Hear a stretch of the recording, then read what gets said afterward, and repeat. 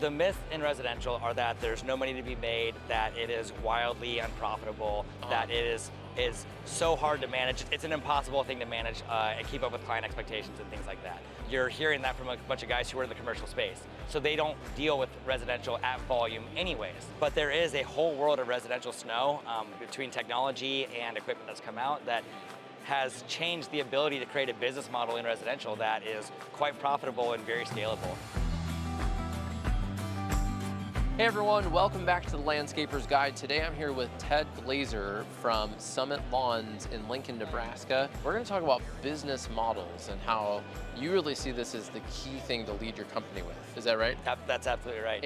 And before we pressed record, you said it's Glaser like a glazed donut. Yeah.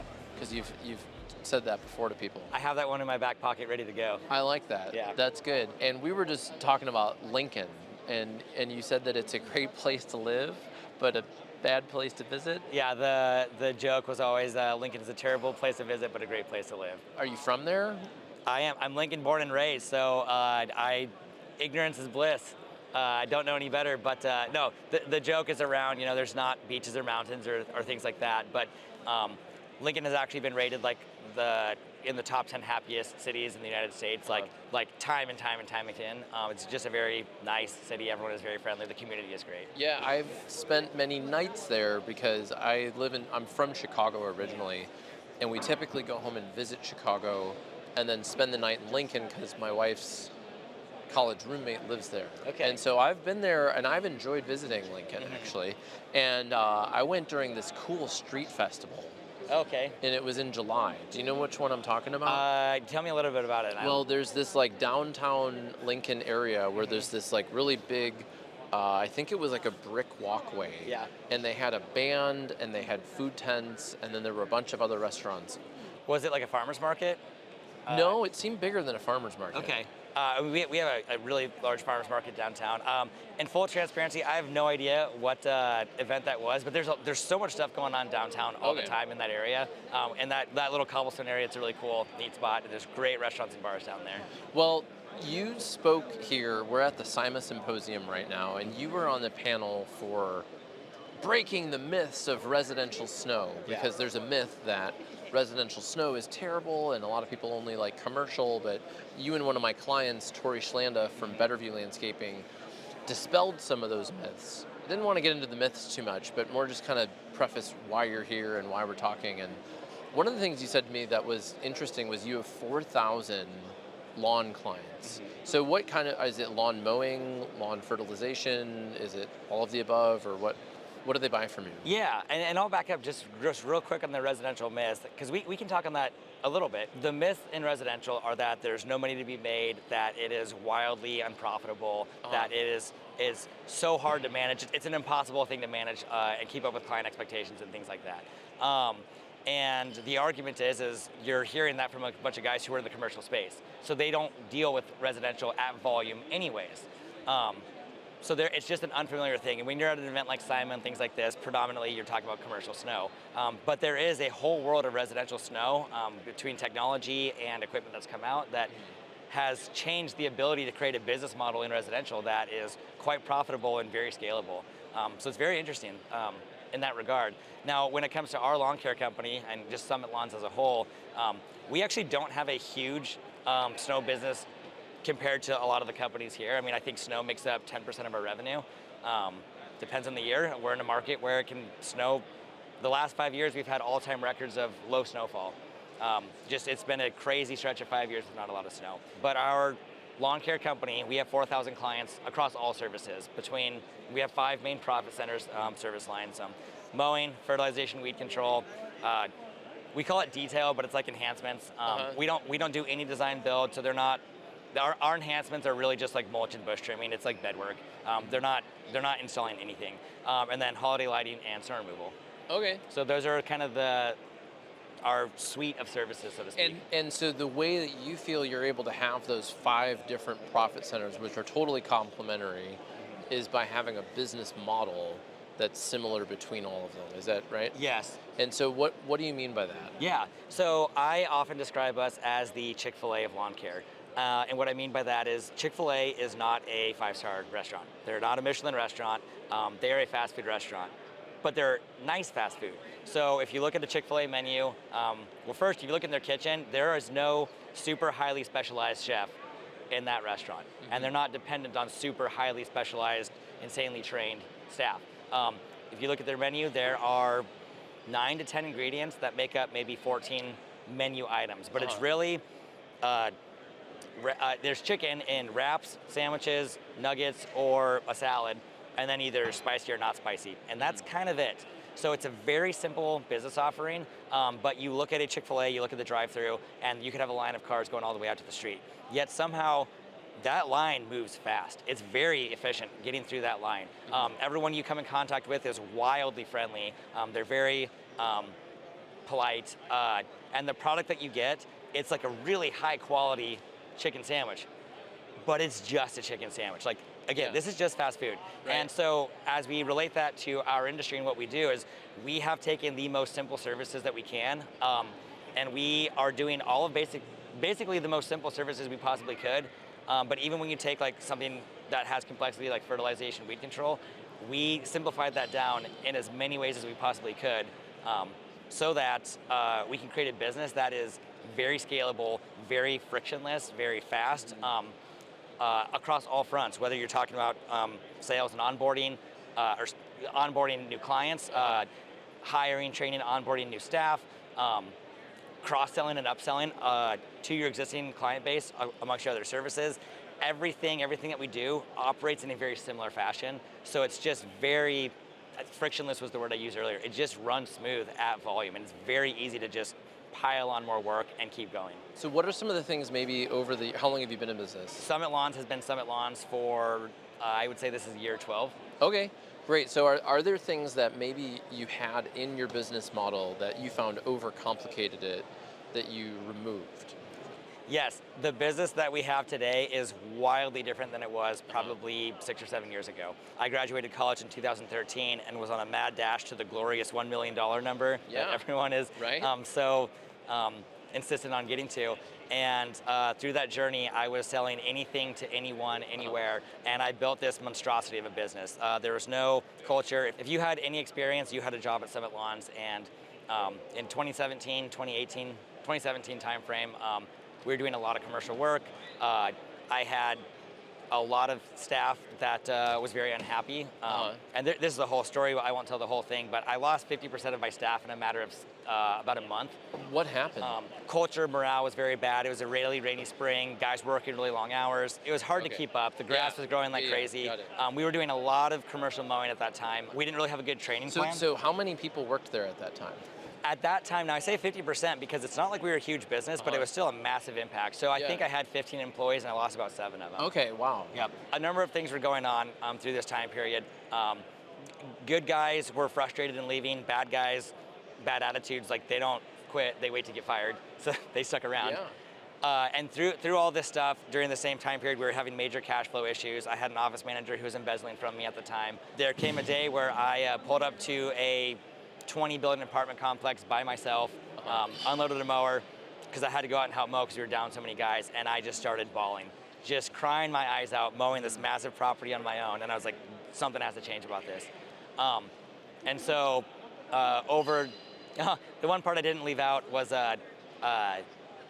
payroll was due on Friday, and this is a Wednesday, and there's $2,000 in the bank, and if we didn't get like some big checks in the mail, in the next 2 days, I was just gonna have a mutiny.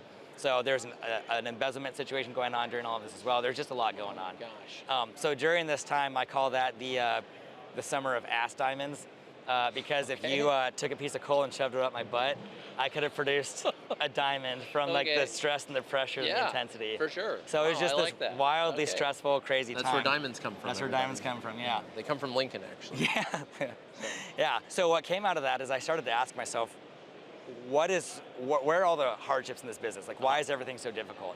And through the remainder of that year, we started to simplify down. And I realized, okay, on the residential side of things, we can hire a new guy and all he has to learn how to do is push mow versus having to learn how to use large zero-turn equipment.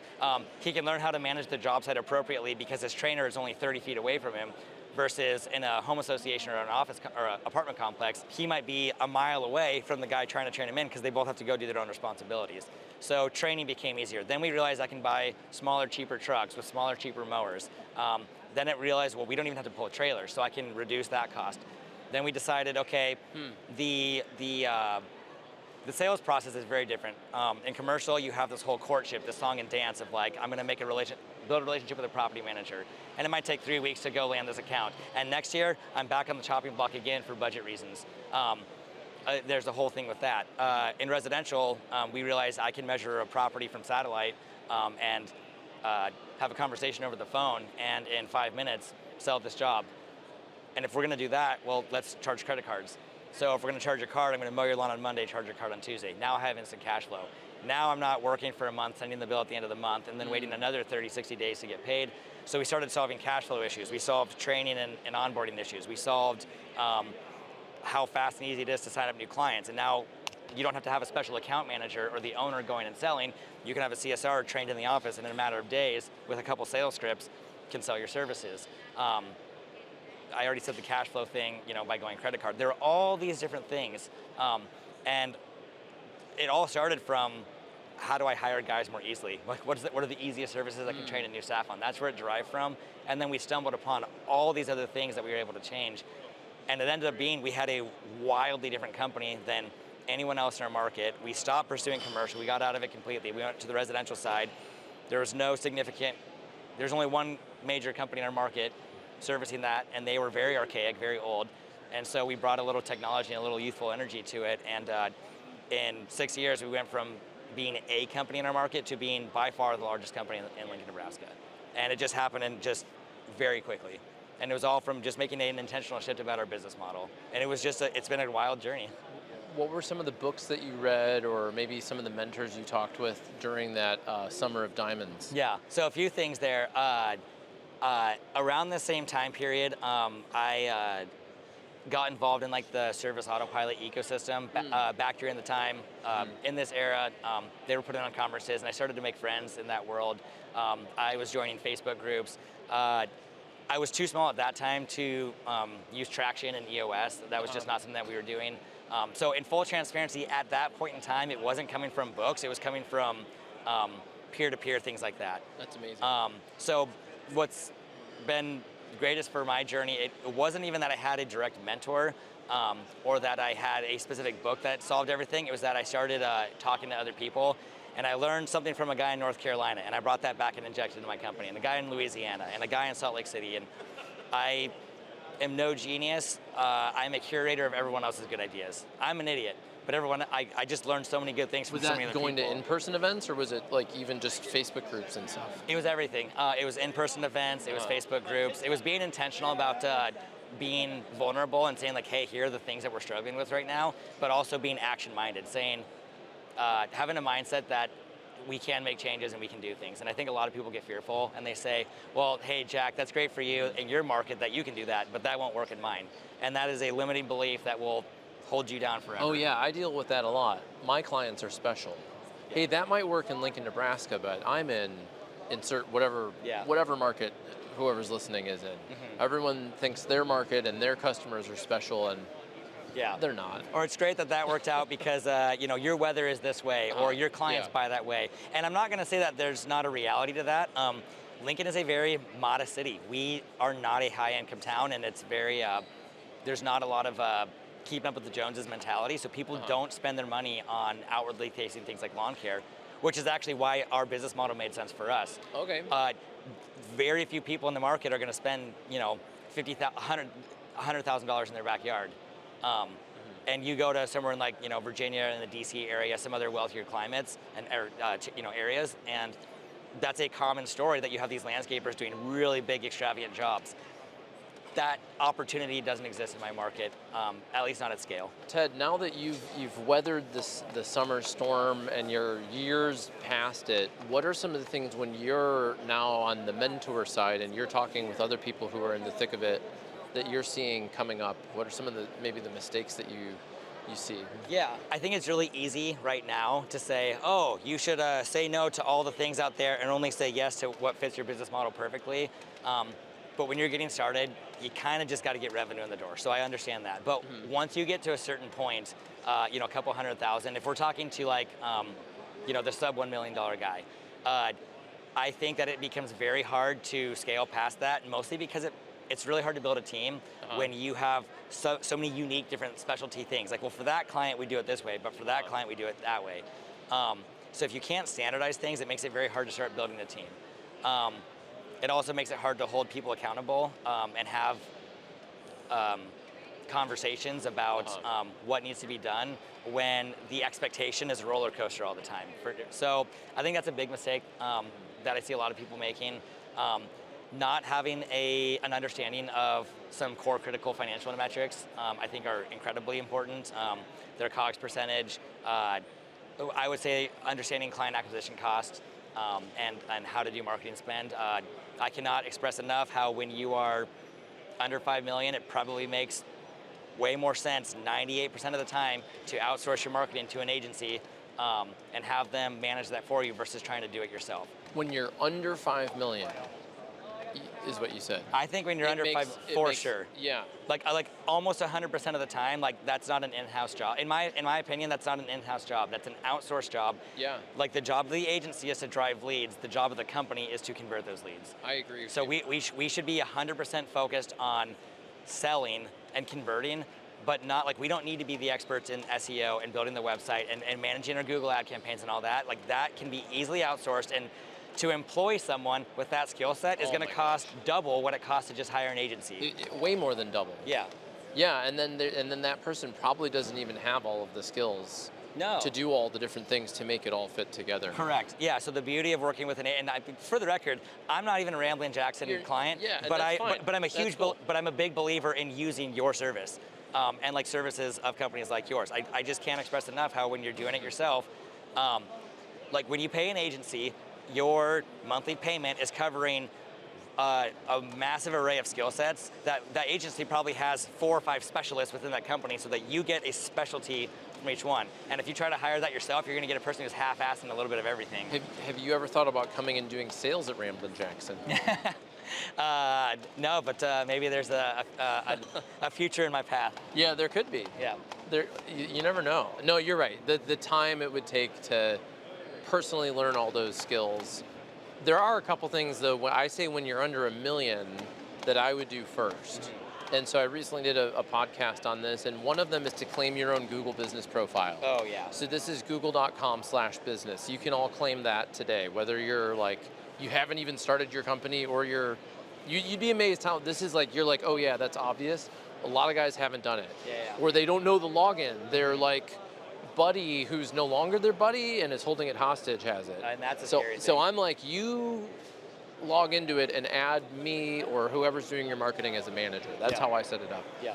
And then what do you think about door hangers? And can you even do those in Lincoln? It's sometimes a state law thing. Can you do door hangers? Yes, I will tell you, we use door hangers for our existing clients to drive Google reviews. We have a whole strategy with that, and we have over 1,000 Google reviews. We are the. I love that you said that, because Google reviews. Sorry. No, I was going to say, that's where we were going to go next. That was where I'm going next. Is and then get Google reviews. Yeah. So if I were just starting out, I'd focus on getting. I think you were about to say we're the most reviewed. In the state of Nebraska. Okay. Oh, in the whole state. In the entire state. Cool. Yep. As of last week, that's been a goal for 2 years, and we just crossed over it last week. Yeah. I'm the most reviewed marketing agency focusing on landscaping by like threefold. We're also the most reviewed marketing agency of any kind in the state of Colorado. Mm-hmm. And so that actually has a huge recruiting impact. Yeah. Do you find a recruiting impact? Yeah. So I will say on the recruiting front, we have made some pretty intentional social plays with social media content. And this is actually something I talked about just in the Q&A portion of our session yesterday was, of course, there is the social media brand awareness play for clients. A lot of people don't make their purchasing decisions about their lawn care services on Facebook or Instagram. But if you have a lot of content out there that's engaging, I say it's like a billboard. It's a billboard that they drive by every day as they're scrolling through their phone. Right. And then one day, when they actually need the services that you sell, they're going to go to Google, type in lawn care Lincoln, Nebraska. Then they see you, they see your GMB, they see all the Google reviews. So they already trust. There's social trust built in because like, oh, I recognize that company. I've seen that one, and I see the Google reviews. Right. Then they go to the site, and if you have a really well-built site, you've built this funnel that now starts to bring them in. Well, but the social media play, it's great for that for clients. But I think what people are missing is by having a lot of Google reviews. And then having a lot of really good social media content, it's very captivating and a huge opportunity for staffing and recruiting. Because if you do your content right, you look like a fun, engaging place to work. And if you are someone looking for a job who's between the ages of 20 and 30, like, you're gonna look them up online. And if it looks like a super boring place that's dusty and whatever, and has negative reviews. Then or just very few reviews. Right? Yeah. No one wants to be embarrassed of the place that they work at. Sure. So like we have been super intentional about number one, making it cool to work there. We create cool gear. I mean, we pump out new swag every year that's trendy and modern. Whatever's like cool in clothing, that's what we're making for our guys. I like this quarter zip. Yeah, it's quarter zips. It's the hats, like rope hats, because those are cool right now. Long sleeve tees, pocket tees, that type of stuff. Do something that does it, and get it stuff that fits well. But these are all that's off, aside from social. But these are all things that help with recruiting so much. Is like, don't make your guys look like a dork. Yeah. You know what I mean? Yeah. Or feel like they look like a dork in whatever they're wearing. The other thing that's changing is that ChatGPT. And so a lot of people are looking on ChatGPT now for everything. And that comes from Bing. So are people looking on Bing directly? No. But ChatGPT pulls from Bing, and social media influences how you rank on Bing. Yeah. So social media has recently become even more outside of just social media, but in the whole search world, expanding to like AI search, social media impacts your ranking in Bing, which impacts how you show up in ChatGPT. That I actually did not know that. That's really interesting. And we, for the first time ever, like 3 weeks ago, we just started doing Bing paid search. I mean, and we've been like Google everything for years. So we bring in 2,500 to 3,000 leads per year, and we're just getting into Bing now. How is it going? We just started, so I don't even have data to know. Yeah. I mean, I'm going to find out during my next. Let me know. I mean, I think you're going to need to run it for several months at least. Anything. As is the case with anything. It's also June, so we've kind of gone past the peak season. Yep. So I don't know. Keep in touch with me on that. Yeah. So it's not even necessarily that they're looking on Bing. It's that they're looking on places that pull data from Bing. Well, I was going to add to that, just saying like Bing was always like the stepchild to Google. Yes. And it was like, it just never got that much attention or value. Yes.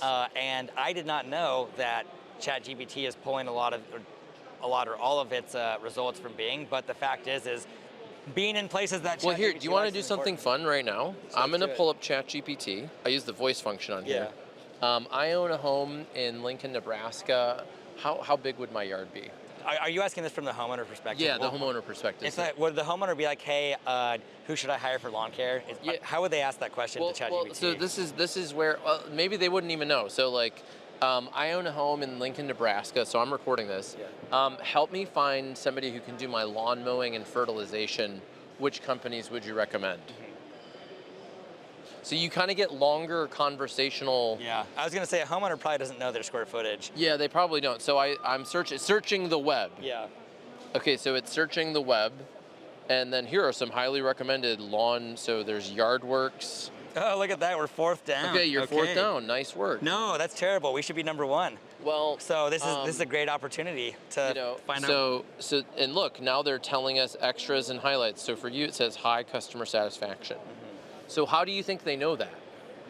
From reviews. Yes. Yeah. Right. So reviews are impacting AI search. Yeah. What's fascinating about this is we're ranked number one on an SEO, like organically, and on Google reviews, and then we're fourth on here. And the next thing is, I have a friend who's very much into the AI marketing space. Yeah. And 2 years ago, he was saying like, here are all the things you want to do to rank well through ChatGPT. And I was like, yeah, okay, whatever. And this has started to shift really quickly. So now I'm sitting here thinking like, what in the world is going on that we're ranking number 4 on ChatGPT, which is, again, what a great opportunity to go find out, dig into this, and see what do we need to do. Well, improve so on this. you could just straight up ask ChatGPT how to improve it. Yeah. And it'll likely be like, well, one of the top things I do is look at your Bing places. Yeah. And also, one of the things that's different about ChatGPT is, one, it was very personalized. So it said, I did not reference any internal Ramblin' Jackson documents. So I'm in a paid ChatGPT account. Yep. And so it's going to remember all the things that I give it. So this is where traditional SEO, like we could do rank tracking and be like, hey, here's where you rank for the most part for this query. The location of the person searching impacts that a lot. Yeah. Yep. So there's all these things, and their browser history. Are they logged into a Gmail account? Have they clicked on the website? All of their previous, are they using a Google Chrome browser, and what have they clicked on? So it's personalized in that way. I'm seeing search evolve in a even more personalized direction based on Facebook or Meta is trying to get you to use Meta AI, and it's trying to remember everything about you. And Apple's trying to get you to use its thing, and so is Microsoft and Copilot and and now Google's like, hey, we've got AI mode, and like, what does Google have? They've got Gmail, the most used email, and the most used browser. So I guess what I'm saying is I wouldn't worry too much about being number 4 in my personal result. Yeah. Because it's kind of a thing that you can't totally. It's so personalized across every platform. Yeah, I totally hear what you're saying. So I don't want you to leave and be pissed at your marketing people that you're number 4 in ChatGPT. But. Well, and for the record, I mean, and I'm sure you appreciate hearing this, there are certain things that Google can change an algorithm, and then the rankings have changed for a couple days or for whatever, but like you can't hold your marketing agency responsible for every little thing all over the entire internet. Yeah. But I was just fascinated. I wonder why those people ranked higher than us. So that was just what was fascinating to me. So you might look at their Bing presence, and so then this is where like Bing optimization is actually important, even though hardly anyone's using Bing directly. At one time. But again, this is just one AI platform. And this is just one of them. And then there's Grok, and there's Perplexity, and there's so many of them. And so it is changing, but also like when I study them, like they're kind of looking at basic SEO signals, like can they crawl your website? Because they're kind of extracting things out of your website, and then they're validating through reviews. So in some ways, it has changed, but I don't know, it hasn't changed. I've heard that and this could be incorrect, you'd probably know better than I would, if there is, the way that the content is on your site is more, I don't know what word to use, more enticing to AI versus like Google's traditional spiders that would crawl your page or whatever. But I don't know if this has anything to do with like the content on the site or the way it's structured, or if that's completely irrelevant to how you rank in an AI search. So your site, a lot of the basics of like making your site crawlable are still important. And then there's how you structure the data from a development. So it's called structured data. There's schema. Yeah. Have you heard of schema? I have. So schema is like this way of formatting the code on your website, and that becomes even more important. So that is a little more on the technical SEO side. Which is why you hire an agency to do this for you and don't try to figure this out on your own. I agree. Yeah. So if, in many ways, people who have built up their SEO, those things are going to give them a huge advantage in AI search. Yeah. I'm just continually looking at the website as like this hub, this source of information from which information is extracted. It's pulled out into AI. It's pulled out into Google's AI overview. And then one of the things that I'm looking into is like building AI agents for landscape companies. So once we have this source of information, you can train an AI agent to like, how much does lawn mowing cost? Is an AI, and help me understand this better, because this is something I don't have a lot of education on yet. Is an AI agent like a custom GPT? You train it with like maybe 100 or 200 answers to questions, and then you kind of just takes it from there. Yes. How do you? So it's I guess I understand custom GPT. So an agent is just like a group of answers to questions, and then it's now trained on how to have a conversation with someone around most of those things. Yes, it's exactly like Okay. that. So it's like building a custom GPT that you feed it information, and so that's why when your website is the source of that information, it helps you show up on Google, it helps you show up in a GPT, helps you show up in a AI search, and then also it allows you to build your own AI agent to answer frequently asked questions, and then the kind of the better it's structured and written, and the more that agent can just figure it out. Yeah. So here's a question. I don't know what you know about this. What do you know about like AI and like phone calls now? Like having not an AI agent like as a chat bot on the site, but Yeah. actually like the voice you're having the conversation with. I have zero experience with this. I've never engaged with one. Like, well, not like a modern one. You have the old ones where you speak to the bank and it takes 6 seconds to even understand what you just said. It's super annoying. It's become great, I would say. Yeah. So I don't know when this episode's going to come out. Right now, we're recording it in June 2025, and I'd say that it's gone from like, man, that was awful. Speak to a human. I think it's going to like representative. I have had some conversations with them. One was at I think a Hilton hotel. And I called and I was partly just testing it. And I was like, hey, do you have any kettlebells in the weight room? That's kind of a specific, it's a very weird specific question. And it said something like, I'm not sure, but can you help me understand why you're asking? Yeah. And I was like, That's a good question to ask. I was like, whoa. And because now it's learning about why people, like partly it was self-training itself. What is the delay from when you say what you want to its response back? Because there used to be this weird delay. And so what is the delay and what is the vocal tone? Does it sound robotic? Does it sound... I think that they're increasing, and many of these tools, that's kind of the next thing that I'm wanting to do for my clients is to build these, because a lot of landscape companies, especially if you're sub 1 million, the owner is out doing a lot. Yeah. And the owner misses the phone call that he paid his agency a lot of money to generate, and now that person moves on to the next company on Google or whatever. And instead, if it was like, hey, this is Ted's robot assistant, Ted's out mowing lawns right now, but I can answer basic questions like, how can I help you? So here's a question. Does it admit who it is at the beginning? Or It can, or it doesn't have to. I was going to say, on the one hand, you almost don't want it to because it's just going to frustrate people because they're going to assume it's not going to be good. But on the other hand, if it's incapable of answering things perfectly, they're just going to think it's an incompetent employee. So like, what is the move here? Does it introduce, like, so we have an answering service, which by the way, okay, another mistake that sub 1 million companies do, they don't pick up the phone. You have to pick up the phone. You spend all this effort to get people to call you. I agree. And don't pick it up while you're on the mower. If you don't have someone in the office who can pick it up, shut the machine off, take the call. Don't be shouting over your machine. But that's a whole thing. But we don't let anything go to voicemail. So if our office does not catch a call after 3 rings, it goes to an answering service who answers on our behalf. So as a client, you will never end at the dead end of a voicemail. You will always speak to a human. But that answering service says, this is the answering service for Summit, because I don't want their ability or inability to solve a problem on the spot be projected onto us. So they admit, that's probably not the right word to use, but they open the call saying, hey, this is the answering service for Summit Lawns, how can I help you, whatever.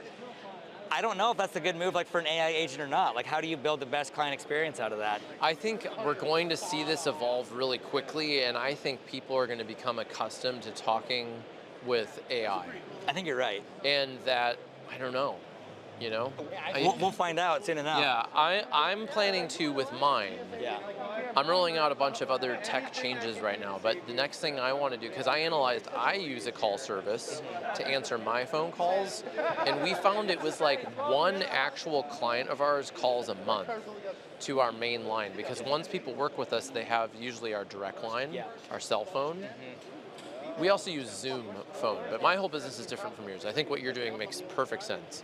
Well, we run totally different companies. Very different. I would absolutely go with what you're doing. Yeah. You need to answer the phone. People are calling for lawn service. Well, if I don't pick up, they're just going to call the next one. Whereas for me, a lot of people find out about us online and they book a call on our website. Yeah. And it's kind of funneled that way, and people are like, great, I'm going to schedule a call with my marketing people. So I don't actually get many legitimate phone calls. Yeah. And that's why I get an enormous volume of people trying to sell me software. Yes. Yeah. These freaking software people are calling to sell us software, and so I'm just going to have them talk to a robot. Yeah. And Which makes a lot of sense in your situation. It makes a ton of sense. And by the way, bringing this back to business model, if I was selling big, extravagant landscape projects, there's going to be a relationship there. It's not that we don't have a relationship with our clients, but it's very transactional. So if they don't sign up with me, they're going to just call the next one and sign up with them. Because hiring a lawn care company like Mowing or Fert is like a to-do list item. It's just a checklist item. I got to hire a company, now it's done for the year.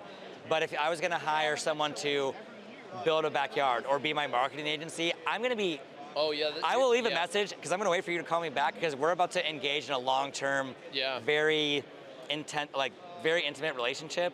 Yeah. And it's not that we don't have relationships with our clients because we do, but it's different. So the way that we handle our phone calls makes total sense. Just the differences between you and I in that regard. Yeah, I'm with you on that.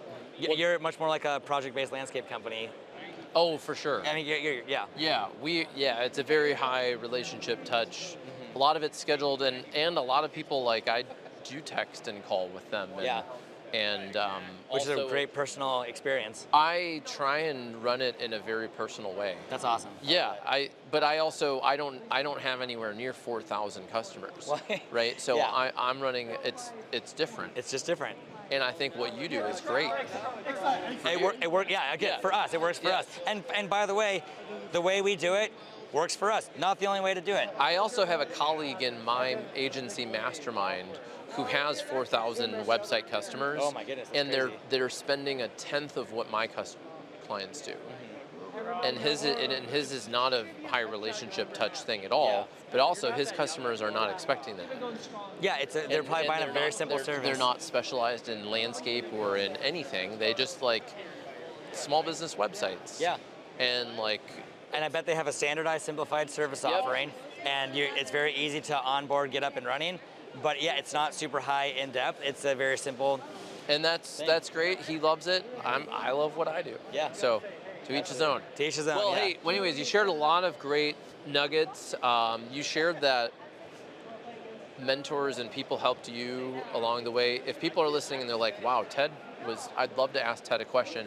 Would that be okay? How can we get in touch with you? Yeah, best way, I would say LinkedIn is a great one. Honestly, if you follow us on Instagram or Facebook, you can follow me on Instagram and DM me at Mr. Tedman. Mr. Tedman. Yeah, that's really That's pretty good. Yeah, and what's funny about that is good. I've never actually given out my personal Instagram. It's like, hey, professionally reach out to me. But I was like, you know what? It's a place that everyone wants to connect though, and that's who I am. That's what's going on in my personal life. Yeah, that's cool. Yep. Add me on Facebook, whatever. Email me, ted@summitlawns.com. Whatever your preferred platform You own summitlawns.com? We own summitlawns.com. Dude, good job. How did you get that? Because there are many companies, no offense, but I'm sure you're aware, there are other people who have Summit Lawns in their name. We are not the only Summit Lawns in the United States. You are not the only Summit Lawns in the United States. Yeah. And to get summitlawns.com is that's pretty clutch. Well, so here's what's funny about that. And I know we're at the wrap up here, so just that's to end okay. This, at the end here. It's a podcast. At the time, and this is you'll confirm this in SEO. When we launched our website in 2012, summitlawns.com was not available, and I didn't have the budget to try and buy it. Actually, it was already owned. So we did summitlawnslincoln.com. That was our core foundational address. On accident, that ended up being a massively powerful lever to our ranking right away. And then over the last 10 years, it kind of lost its importance. And then recently, having your territory name and your URL is actually very impactful again. Is that right? It is. Yeah. Well, so here's one of the reasons why it's so powerful. All of the, so I'm going to give you a link from my website, landscapersguide.com, and it's going to mention your brand name, Summit Lawns. So you have the word lawns in your name, which is good. When text, this is a little geeky, so if it's too geeky, let me know. I'm trying to explain it. So when there's text that has a link in it, it's called anchor text. And so when your business name has keywords in it, and then that adds link juice, if you will, to this. And then when the domain name itself has the keywords in it, it's like a double whammy. Yeah. So basically, everywhere that's mentioning your website is going to have your keywords, Summit Lawns. And then the Lincoln thing, yeah, that's pretty good. At the time, it was really impactful. Yeah. We actually didn't even buy summitlawns.com till like a year or two ago, but yeah, it was really hard to tell that to people over the phone and spell it. It was a super long. Oh yeah, it's very long. So I have what's called the BARF test. What's that?